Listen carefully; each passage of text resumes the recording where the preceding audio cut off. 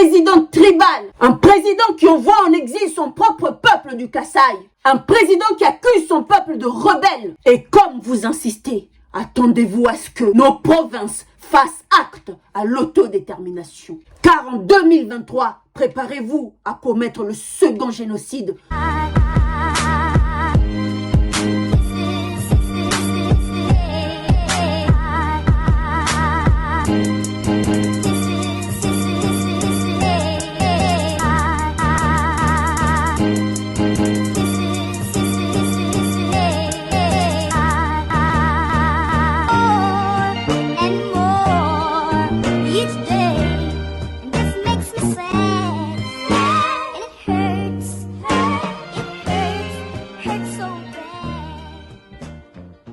Bonjour, je m'appelle Jenny Fouti, Kosidingo Kosi Fwakumenga, je suis Bénin Congo, je suis Mou Congo, je le dis, je l'assume et je le proclame.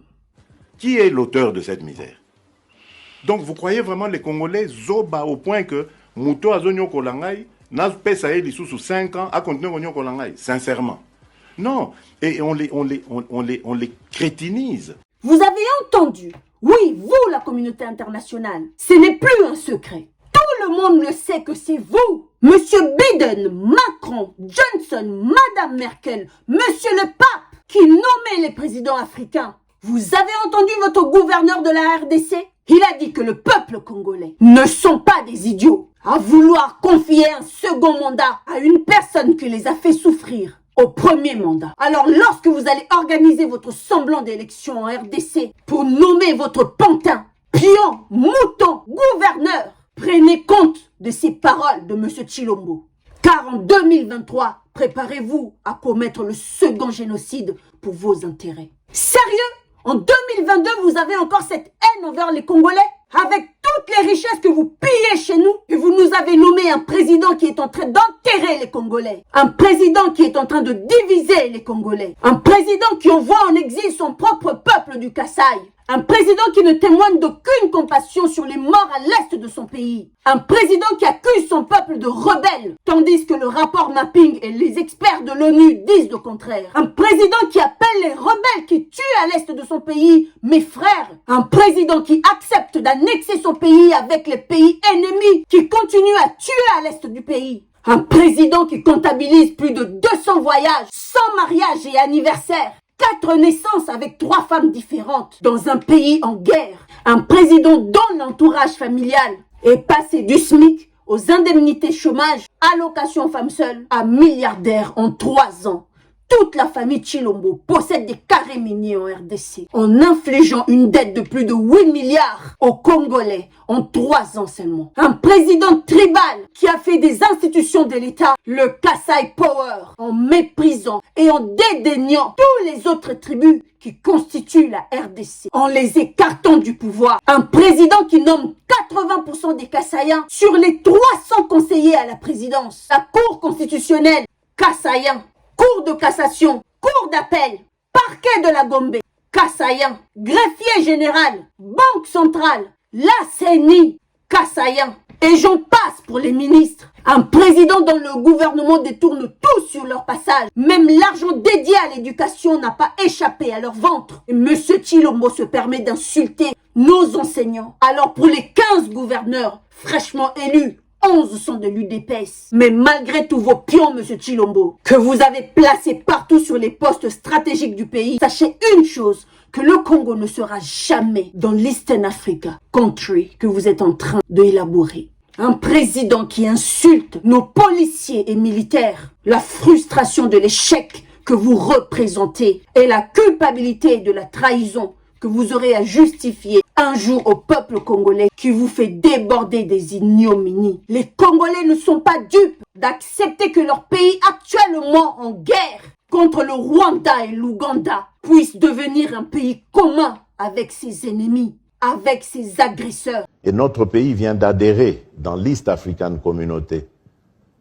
Une communauté qui va être une communauté d'intérêt commun. Donc vous voyez que le Congo s'agrandit. L'espace dans lequel les biens et les personnes vont devoir circuler est maintenant a grandi à 7 pays. Donc, ça ne sert à rien de vous battre pour des morceaux de terre, alors que c'est l'East African Communauté qui deviendra notre pays, en fait. C'est pas parce que vous avez vendu le Kasaï et que vous avez chassé nos frères kassaïens de leur terre, sans scrupule, que nous allons vous regarder vendre la RDC. Dites-leur que nous allons nous battre pour chaque centimètre de la RDC. Pour chaque bout de terre, nous allons nous battre. Dites-le à ceux qui vous envoient. Nous avons compris l'objectif de l'arrivée du pape et du roi Philippe. Et les Congolais sont toujours contre cela. Et comme vous insistez, attendez-vous à ce que nos provinces fassent acte à l'autodétermination. Acte consacré par l'ONU. Car le peuple congolais veut s'affranchir de la domination rwandaise, ougandaise et internationale. Vous continuez à prendre le peuple congolais comme des indigènes, illettrés, écervelés, sans âme, pour décider à leur insu de les retirer de leur espace culturel et historique qui est l'Afrique centrale, pour les annexer à l'Afrique de l'Est pour vos intérêts.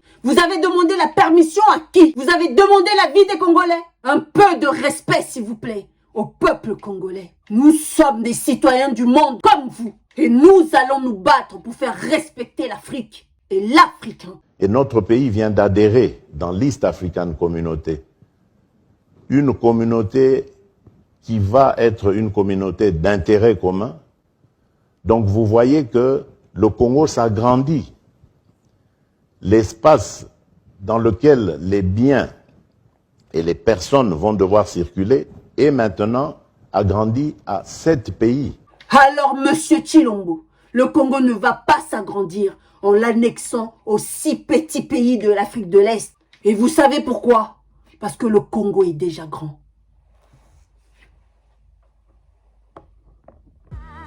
Voilà, peuple congolais, nous sommes arrivés à la fin de la vidéo. N'oubliez pas de liker, de partager et de vous abonner. Abonnez-vous massivement, peuple congolais. Abonnez-vous massivement, peuple congolais.